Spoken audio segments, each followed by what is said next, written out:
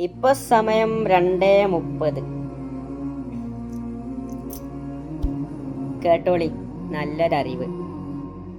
3 പേരിങ്ങനെ നടന്നു പോവാണ്.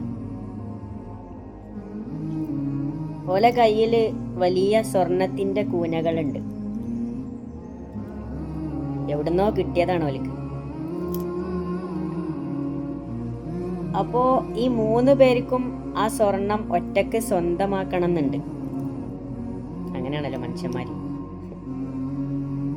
ഒക്കെ ഒറ്റക്ക് കിട്ടണം എന്നുള്ള ബോധമുള്ള ആൾക്കാരൊക്കെ. അങ്ങനെ ഇരിക്കുമ്പോഴാണ് 3 ആൾക്കും വിശന്നത്. വിശന്നപ്പോ ഒരാൾ പറഞ്ഞു, ഞാൻ ഭക്ഷണം കൊണ്ടുവരാന്ന് പറഞ്ഞു. അങ്ങനെ അയാൾ ഭക്ഷണം കഴിക്കാൻ വേണ്ടിയിട്ട് ഭക്ഷണം കൊണ്ടുവരാൻ പോയി. ഇയാൾ എന്ത് തീരുമാനിച്ചു എന്നറിയോ? ഭക്ഷണത്തിൽ വിഷം ചേർത്തിട്ട് കൊണ്ടുവരാന്ന്. ഇവരെ കൊന്നാല് ആ സ്വർണം കൂടി ഒറ്റക്കെടുക്കാലോ. ഇവരെന്ത് ചെയ്തെന്നറിയോ? ഇവൻ ഭക്ഷണം കൊണ്ട് വരുമ്പോ ഇവനെ കൊല്ലാൻ തീരുമാനിച്ചു. എന്നാ സ്വർണം ഒറ്റക്ക് കിട്ടുമല്ലോ. അങ്ങനെ ഇവൻ ഭക്ഷണത്തില് വിഷം ചേർത്തി കൊണ്ടുവന്ന് കൊടുത്തു. ഇവൻ വന്നപ്പത്തിന് ഇവരെന്ത് ചെയ്തു? ഇവന്റെ തലക്കടിച്ച് ഇവനെ കൊന്നു. അങ്ങനെ ഇവൻ മരിച്ചു. ഇവൻ കൊണ്ടുവന്ന വിഷം ചേർത്ത ഭക്ഷണം കഴിച്ച് ഈ 2 പേരും മരിച്ചു.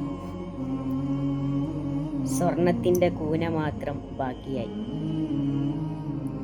സ്വർണത്തിന് വേണ്ടിയിട്ട് 3 പേരും അങ്ങോട്ടും ഇങ്ങോട്ടും മരിച്ചു.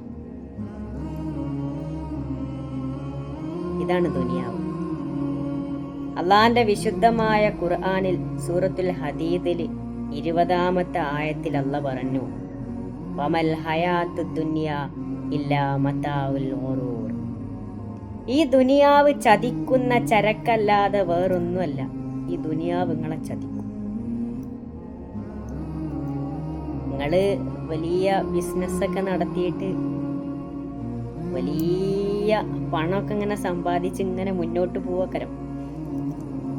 നിങ്ങൾ തന്നെ അത്ഭുതപ്പെട്ടു പോവും. ഓ, എനിക്ക് എന്തൊരു സമ്പത്താണ്, എന്തൊരു പൈസയാണ്, ഞാൻ എന്തൊരു പണക്കാരനാണ്.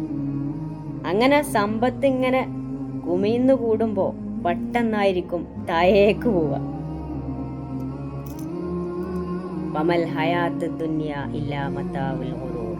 ഈ ദുനിയാവ് ചമന്നൊരുങ്ങി വന്നിട്ട് നിങ്ങളെ ചതിക്കും കേട്ടോ.